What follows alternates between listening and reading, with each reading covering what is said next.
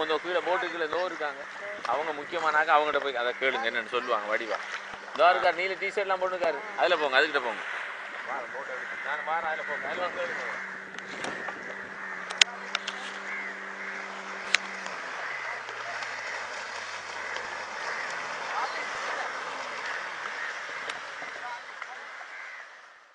நான் மன்னார் பள்ளிமுனை. எனது பேர் ரமேஷ். நாங்கள் இப்போ யுத்த காலத்தில் கூட எங்களுக்கு சுதந்திரமாக தொழில் செய்கிற ஒரு சூழல் இருந்து, அதாவது அரச படையினரால் யுத்த காலத்தில் கூட சுதந்திரமாக தொழில் செய்கிறதுக்கு ஒரு அனுமதி கிடைச்சிருந்து. ஆனால் யுத்தம் முடிவுக்கு பின் வந்த பிறகு பாஸ் நடைமுறைகள்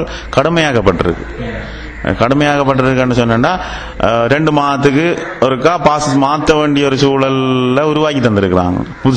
புதிய முறையில் பாஸ் நடைமுறைப்படுத்தி அதுக்கு நாங்கள் விண்ணப்பிக்க வேண்டிய சூழல் இருக்கு. மற்றது ஆழ்கடல்ல போற மீனவரை தவிர்த்து கலப்பு வழிய மீன் பிடிக்கிறவங்களுக்கும் பாஸ் நடைமுறை தேவையா என்றதை எங்களோட மக்கள் மத்தியில் ஒரு கேள்விக்குறியான விஷயமா இருக்கு. அதாவது ஆழ்கடல்ல போறவங்க தான் வேற வேற செயற்பாடுகளில் ஈடுபட முடியும், அதாவது அரசாங்கம் சொல்ற மாதிரி ஏனைய செயற்பாடுகள். ஆனா கலப்பு வழியாக தோணிகள்ல தாங்கிட்டு போற மீனவர் அவங்களுக்கும் பாஸ் நடைமுறை கடல்ல கால் வைக்கிற பாஸ் இல்லாம கடல்ல கால் வைக்கல. இதுல இருந்து 1/2 கிலோமீட்டர் நடுவேல போறவங்க கூட, நடுவேல போய் இந்த நண்டுகள் பிடிக்க போறவங்க கூட பாஸ் காட்டி தான் போகணுன்ற சூழல் தற்போது இருக்கு. ஆனா அந்த யுத்த காலத்துல இப்படியான நடைமுறைய இங்க உள்ள படையினர் மேற்கொள்ளல. கடந்த காலத்துல அரசாங்க தரப்புல இந்த பாஸ் நடைமுறையை நீக்குவதாக கூறியிருந்தார். தேர்தல் காலத்துல நிப்பாட்டப்பட்டது, உண்மையிலே நிப்பாட்டப்பட்டது. எந்த நேரம் போகலாம், பதிய வேண்டிய தேர்தல் முடியும் மட்டும் அப்படியான சூழல் இருந்தது. தேர்தல் முடிந்த பிற்பாடு ஒரு கிழமைக்கு பின் திரும்பவும் அதே நடைமுறை வந்தது. ஆனா அதன் பிற்பாடு அதை விட மேலதிகமான கடுபடியான நடைமுறைகளாக இருக்கின்றது. பாஸ் ஒரு முறை சொல்லுவார்கள், நீங்க பாஸுக்கு டோக்கன் நம்பர் ஒன்று தருவோம், அதை இது பண்ணுங்க. பிறகு சொல்லுவார்கள் அதே மாதிரி ஒரு பாஸை போட்டோ காப்பி பண்ணி அதை நீங்க வச்சுக்கொள்ளணும். பிறகு ஒரு படை புதுசாக வார நேரம் அவர் சொல்லுவார், அதெல்லாம் சரி வராது, எல்லாத்தையும் ஒருமிக்க கொண்டு தர வேணும், எல்லாம் காலையில் எடுத்துக்கொண்டு போகணும். ஒரு சிலர் நீங்க பாச எடுத்து வச்சுக்கொள்ளுங்க, கிழமைக்குள்ளையாவது கொண்டு இருக்கிற உறுதிப்படுத்துறதுக்கு காட்டி போகணும் என்ற நடைமுறையெல்லாம் புதுசாக நடைமுறைகள் அமைஞ்சு கொண்டே இருக்கின்றது. நாளுக்கு நாள் இந்த கடல் தொழில் செய்வர்களுக்கான கட்டுப்பாடுகள் அதிகரித்து கொண்டா இருக்கிறது. குறைய வாய்ப்பு இல்லாத விளங்குது. அதிகரிக்கிறதுக்கு தான் வாய்ப்பு இருக்கே ஒழிய குறைகிற மாதிரி தெரியல. குறையும் என்றதுல எங்களுக்கு நம்பிக்கையும் இல்லாத நிலைமை. இது சம்பந்தமா நீங்க யாரிடம் முறைப்பாடு செய்தீங்க இந்த குறிப்பிட்ட காலத்தில்? கௌரவ பாராளுமன்ற உறுப்பினர் ரிஷாட் அவர்களிடம், எங்களோட மீன்பிடிச்சாங்கோட ஆயத்தினோட கதைச்சிருக்கிறோம். இது சம்பந்தமாக அவர் சில இதுல வாக்கு தெரிவா செய்வோம். ஆனா அவர் வாக்கின்படிதான் எலெக்ஷனுக்கு முன்பட்ட காலத்துல அந்த நிப்பாட்டப்பட்டு அது எலெக்ஷன் முடிஞ்ச பிறகு அதுக்குரிய நடவடிக்கை எதுவுமே நடக்கல. அது வெறுமனே தேர்தல் வாக்குறுதியாக மட்டும்தான் இருந்தது. தேர்தல் வாக்குறுதி மட்டும்தான் என்ற இதுல தெரியுது. மற்றது ஏஜிஏ ஜிஏ எங்கட இது பிஷரிஸ் ஊடாகவும் காய்ச்சிருக்கிறோம். ஆனால் அதுக்கு எந்த விதமான மாற்று நடவடிக்கையும் இல்லை. மற்றது எங்கட மீனவர்கள் இப்போது சுதந்திரமான தொழில் என்ன சொன்னா, நிம்மதியான தொழில் என்ன ஒரே ஒரு இது என்ன, இந்தியன் மீனவர்கள் இங்க வராததால இப்ப சொந்தமா, ஆனா அவங்க 45 நாள் இப்ப நிப்பாட்டப்பட்டிருக்கிறதால எங்கட கடல்ல நாங்க வலைகளை சுதந்திரம் வைக்கக்கூடிய ஒரு நிலைமை இருக்கு. அவர்கள் திரும்பவும் இங்க 45 நாள் முடிய இங்க வரத்தான் போகிறாரு.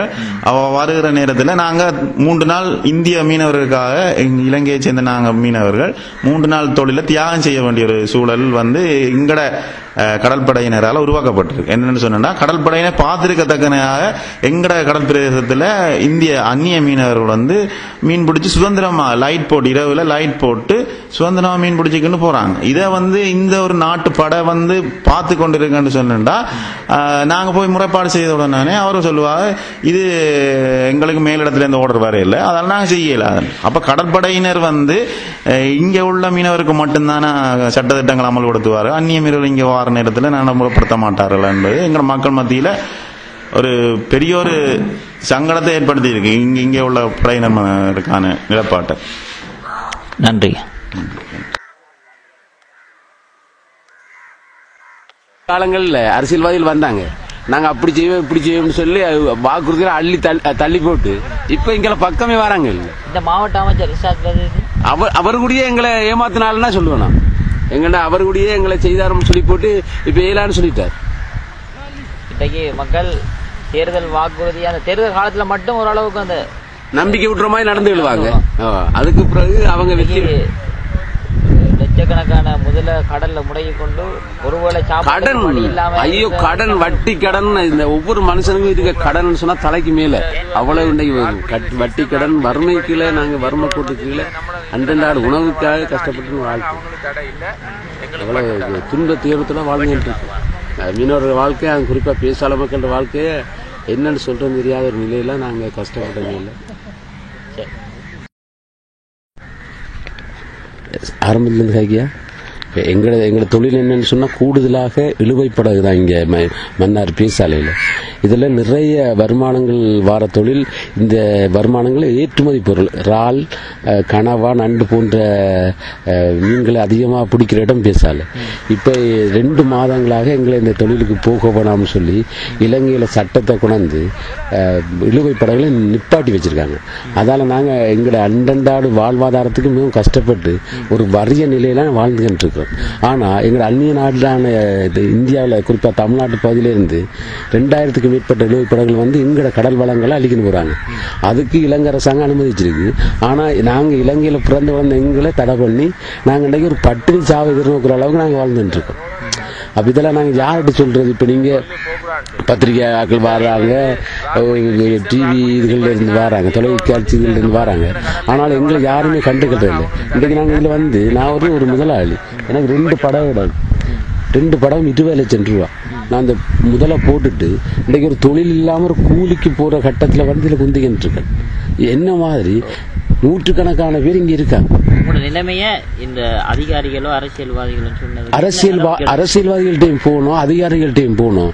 அதிகாரிகிட்ட போய் கெஞ்சின, கொழும்புக்கு போனோம், களத்துல அமைச்சரை சந்திச்சோம், எங்களோட மாவட்ட அமைச்சர் ரிஷாத் பதியுதீன் அவர்களை சந்திச்சோம். இப்படி நாங்க எத்தனையோ பேர்களை சந்திச்சிருந்தாலும் எங்கட யாருமே கண்டுகொள்றாங்க இல்லை.